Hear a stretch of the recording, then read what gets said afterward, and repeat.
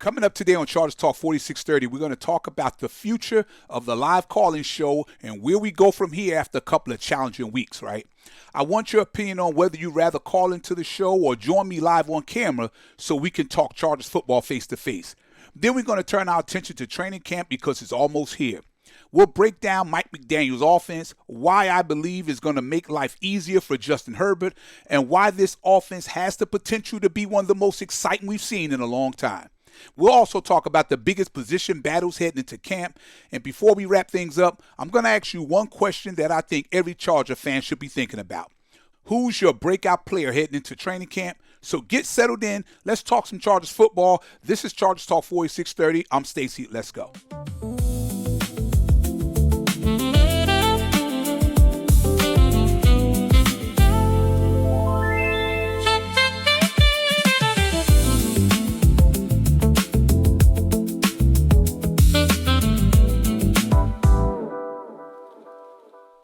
Hello and welcome to another episode of Chargers Talk 4630. I'm Stacy, and as always, I appreciate each and every one of you for taking a few minutes out of your day just to spend it with me talking some football.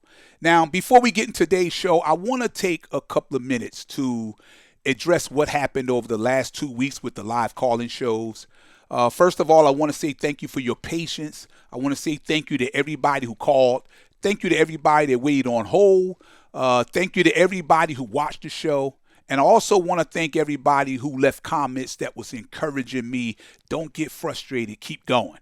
I'm not going to lie to you. It was very frustrating for me. When I decided to do those live calling shows, my vision was simple. I want to give Charger fans a voice on here, right? I wanted this to be more than just me sitting here talking football.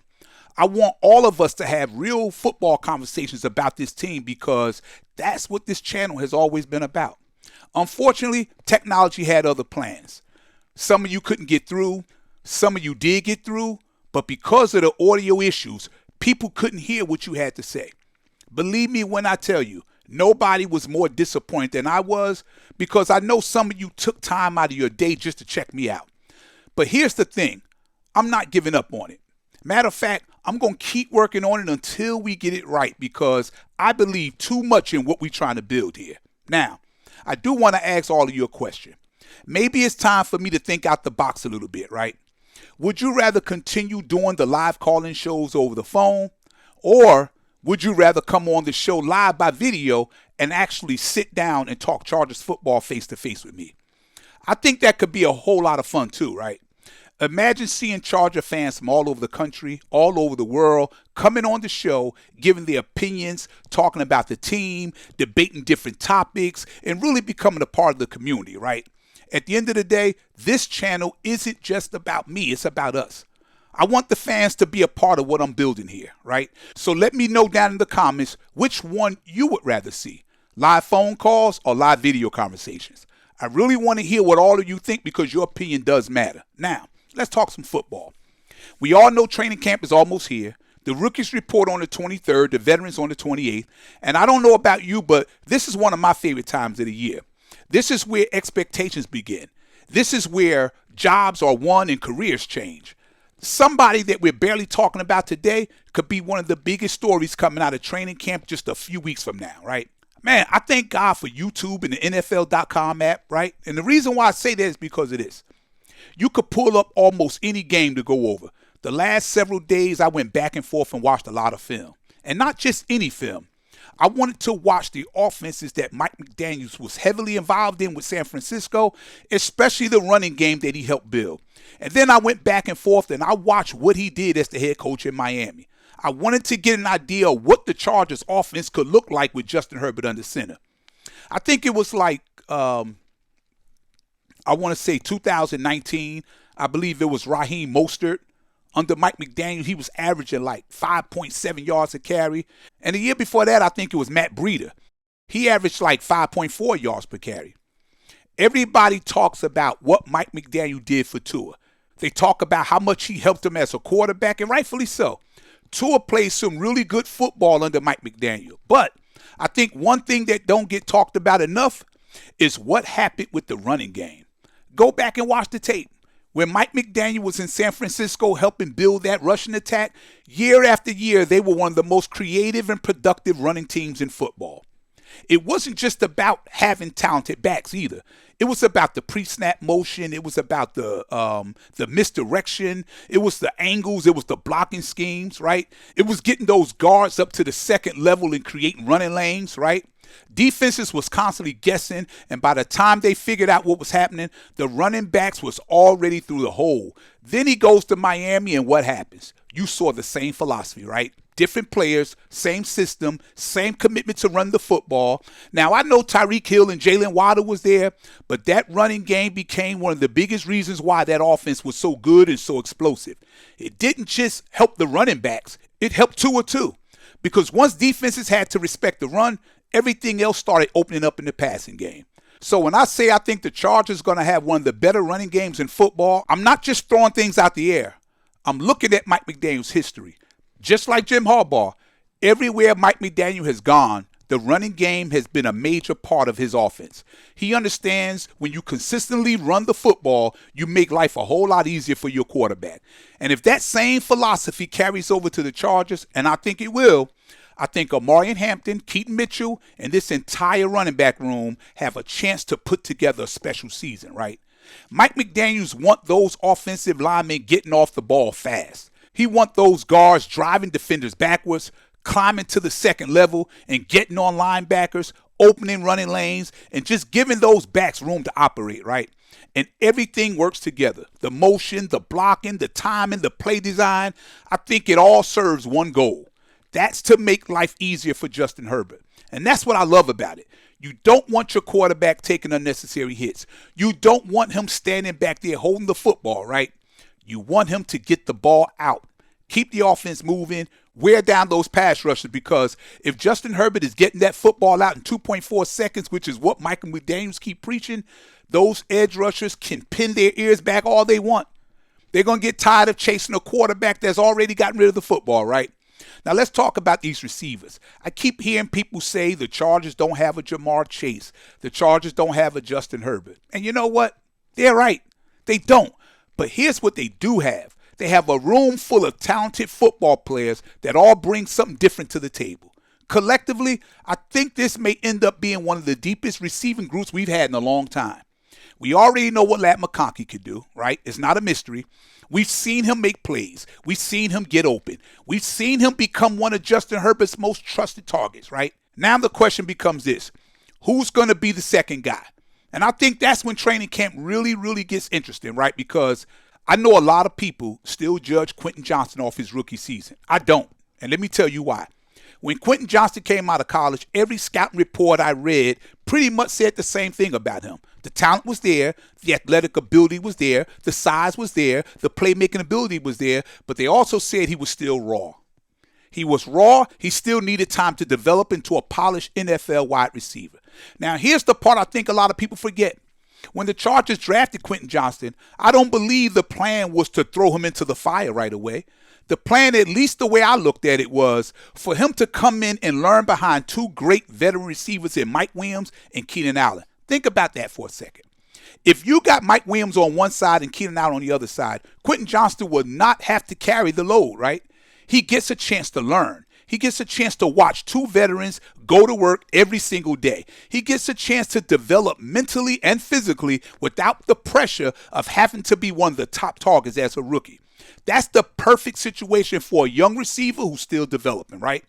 But then everything changed. The Chargers was dealing with a difficult salary cap situation, right? Mike Williams was released. Keenan Allen wasn't willing to take a pay cut, and he was traded to the Chicago Bears. Just like that, the entire plan changed. Now Quentin Johnston wasn't sitting back learning anymore, right?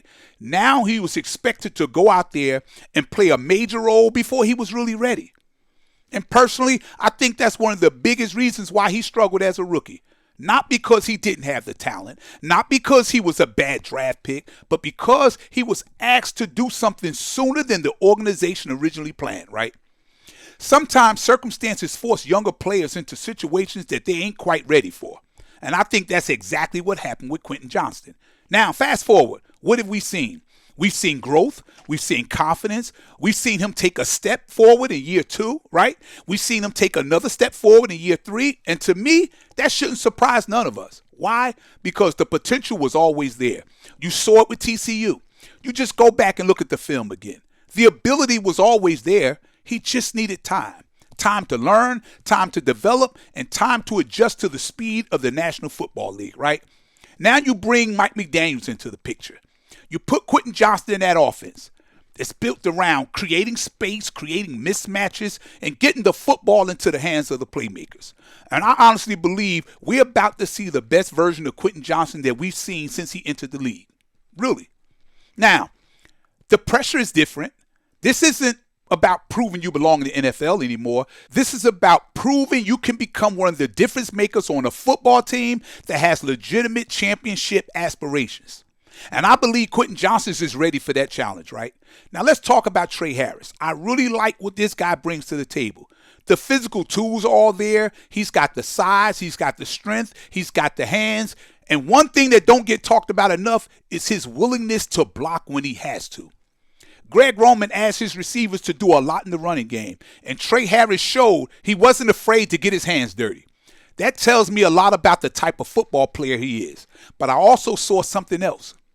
Go back and watch the preseason games from last year. Watch some of the routes he was running. Watch those over-the-shoulder catches that he showed you. Watch the toe taps along the sideline. The talent is there. Now the question is, can he put it all together consistently when called upon in the regular season, right? He wasn't asked to do much as a pass catch receiver under Greg Roman. But once those preseason games start this year, we will start finding out who Mike McDaniel and Justin Herbert can trust. Then you got KLS. He's another player I don't think people talk about enough, right? If he goes out there and puts together a strong training camp, don't be surprised if Mike McDaniel finds a role for him in this offense. That's what good offense coordinators do. They find ways to get talented players involved. So now you start looking around this offense and you ask yourself, who's going to become Justin Herbert's second favorite target? Is it Quentin Johnston? Is it Trey Harris? Or is it Oronde Gaston? Could it be David Njoku? You know that's the good problem the Chargers have right now. That's a good situation to be in. And we haven't even mentioned Brent Thompson yet with that world-class speed. They've got weapons and they got a whole lot of them.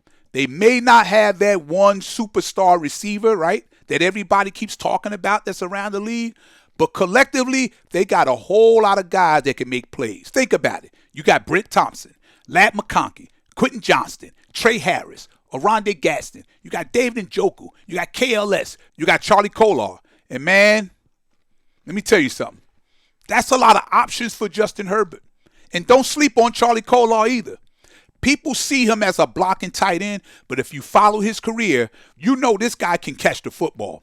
4 straight seasons with averaging around 700 receiving yards and consistently finding the end zone. He knows how to get open, and sometimes those are the players that surprise people the most because defenses overlook them. Now, let's switch over to the running back room.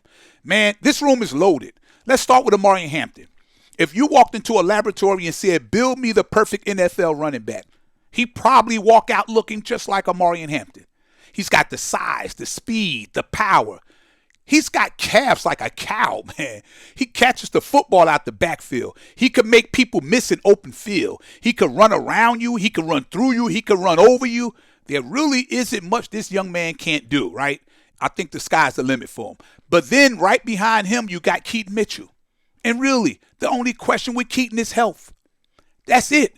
If he's healthy, I honestly believe he could start for a lot of football teams in this league. Seriously. That's how good he is, and that's how explosive he is. Imagine trying to tackle Amari and Hampton all afternoon. Then all of a sudden, the Chargers send Keaton Mitchell onto that field with that game-breaking speed. Man, that's a nightmare for any defense, and I don't care who it is. Then we got Kamani Vidal. And we sometimes forget about him because everybody's talking about Amari Hampton and Keaton Mitchell. Kamani kind of like gets lost in the conversation because let's not forget what happened last season. When Amari Hampton missed time, I believe he missed like 9 games, Kamani stepped up in a major way. He played an important role in keeping his running game going. I honestly believe if Kamani Vidal didn't contribute the way he did, maybe the Chargers don't win as many games as they won. So now he's coming into camp with something to prove. He's not just trying to make the team. He's trying to make sure this coaching staff finds a way to get him on the field. And I love that kind of competition because competition makes everybody else better, right? Go out there and earn it. That's how great football teams are built. Now, let's talk about what might quietly become the biggest battle of training camp, left guard. We talk about the receivers and the running backs. We talk about all the flashy positions. I'm looking at left guard because protecting Justin Herbert is still priority number one. Now, you got Jake Slaughter trying to force his way into the lineup. You got Coyote Awosika trying to hold down the job. I've heard a lot of good things about Jake Slaughter. People talk about how athletic he is, how versatile he is, how competitive he is. But here's what I've always said. I don't care who wins the job. I really don't. The only thing I care about is making sure Justin Herbert stays upright. Whoever gives this football team the best chance to protect our franchise quarterback, that's all that I care about. Simple as that. Now, let's flip it over to the defensive side of the football because to me, that's where some of the most interesting battles is going to take place. Let's start with Na'Dame Tucker. I've talked about him before and I still feel the same way. Early in his college career, injury slowed him down a lot.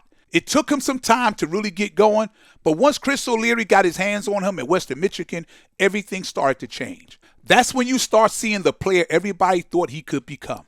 Chris O'Leary knows exactly what Na'Dame Tucker can do. He coached him. He knows his strengths. He knows what motivates him. And just as important, Na'Dame already knows what's expected of him in this defense, right? Now, does that guarantee anything? No, it don't. But once those pads come on, everybody starts from the same place. College is over. Now it's about proving you belong in the National Football League. And I can't wait to see how he responds. Then you got Khalil Mack. Man, listen, what else could you really say about Khalil Mack? He's still one of the best football players on this team. Is he going to go out there and give you 17 sacks? Probably not. But here's where I think people get it wrong. Too many people judge an edge rusher by one statistic, sacks. And football is so much bigger than sacks, right? Go look at the pressures. Go look at how many times he forces a quarterback off his spot. Go look at how many plays he blows up in the running game. Go look at how well he sets the edge. There are not many edge rushers in this league that can still do it better than Khalil Mack. Running backs don't just bounce outside on him. He makes offenses earn every single yard. That's the kind of stuff that don't always show up on the box score, but coaches notice it, players notice it, teammates notice it, and if you really understand football, you notice it too. Now let's talk about Bud Dupree. Bud isn't competing against the calendar. He's competing against a bunch of hungry young football players. You got Akeem Mesidor, you got Na'Dame Tucker, you got Kyle Kennard. These young guys is not coming into camp hoping for an opportunity. They're coming to take one, and that's exactly the mentality you want. So the question becomes, can experience hold youth off one more season? Maybe it can, maybe it can't. But one thing I do know is this. Nobody is going to be handed a job. Everybody's going to have to earn it, and I absolutely love that. Now let's get to probably the biggest individual storyline I'm going to be watching all training camp. Junior Colson. I was really excited when the Chargers drafted him. How could you not be? This was the linebacker who played a huge role on one of the best defenses in college football, right? He had that Michigan pedigree. He played under Jim Harbaugh and Jesse Minter. He already knew the defense. If anybody looked like they had a head start coming to the NFL on this team, it was Junior Colson. But for one reason or another, it just hasn't happened yet. Now, injuries have definitely played a role. I'm not ignoring that. Injuries could slow down anybody. But when Junior has been on the field, his impact just hasn't been there, right? He looked hesitant at times. He looked like he was thinking instead of reacting, right? He missed tackles that we are used to seeing him make. And at times, it looked like the speed of the NFL game was just moving a little too fast. Matter of fact, Denzel Perriman ended up playing a much bigger role in this defense than a lot of us expected because Junior Colson just wasn't able to lock down that job. Now, here we are going into another season. This isn't about potential anymore. This isn't about production anymore. I want Junior Colson to succeed. I really do. Believe me, I'm rooting for him hard. Because if he takes that next step, this entire defense is better. That's one less question mark, and that's one more playmaker. That's one more reason to believe this defense can be one of the best in football. But training camp doesn't care where you're drafted. Training camp doesn't care what you did at Michigan. Training camp doesn't care what your college resume says. Training camp only cares about one thing: who earned the job. Now, before I get out of here, there's one more player I want all of you to keep your eye on, because I know I will be: Oronde Gadsden.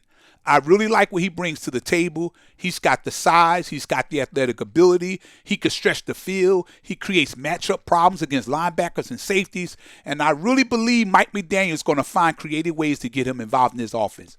Don't be surprised if training camp ends, more people are talking about Oronde Gadsden a whole lot more than they're talking about him today.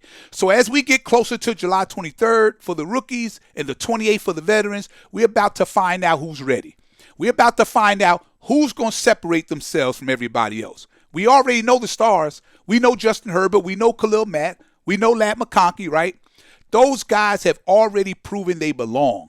But championships is not won just because your stars play good. Championships are won because somebody nobody was expecting takes the next step. Somebody earns a job that we was not expecting. Somebody surprises everybody. Somebody becomes a difference maker. And honestly, I believe this Chargers roster have several players that's more than capable of doing that. So now I want to hear from you. Now, before I go, I want to leave you with a couple of questions. First, who's your breakout player heading into training camp? Who's the guy that maybe people aren't talking about right now, but by the time the training camp is over, everybody's going to know his name? Leave your thoughts down in the comments because I really want to hear what you think. And I need your help with something else. As you know, over the last couple of weeks, we've been working through some technical issues with the live call-in show, right? We're going to get it fixed. You could trust me on that. But I also started thinking about another idea. Would you rather continue with the live call-in show every Friday? Or would you rather join me live on camera and just talk Chargers football face-to-face? Here's what I'm thinking. Maybe every Friday I bring on 3 Charger fans from around the country to join me live on Chargers Talk 4630. We could talk about the game, the roster, training camp, the upcoming opponent, answer questions, debate different topics, and just have a real football conversation, right? If that's something you'd be interested in, let me know down in the comments. Tell me whether you prefer the live phone calls or would you prefer joining me live on the podcast. And if you like to be one of my guests, you can let me know that too. I start selecting 3 fans each Friday to join me live on the show. I want you to be a part of this podcast, and I really believe this channel is at its best when the fans have a voice. And before you leave, if you enjoyed today's podcast, I really appreciate it if you hit that like button, share this video with your fellow Charger fans, and if you're new to the channel, don't forget to subscribe so you don't miss any future content. And don't forget to visit slmexpressions.com. That's where you'll find exclusive Chargers articles, exclusive Chargers content, and features you won't find anywhere else. I'm always adding something new, so make sure you stop by and check it out. As always, thank you for your support. Thank you for believing in what we're building here. Thank you for sticking with me while we work through these live show growing pains, right? I promise we will get it right. I appreciate every single one of you more than you know. Until next time, I'm Stacy. This is Chargers Talk 4630. Bolt up.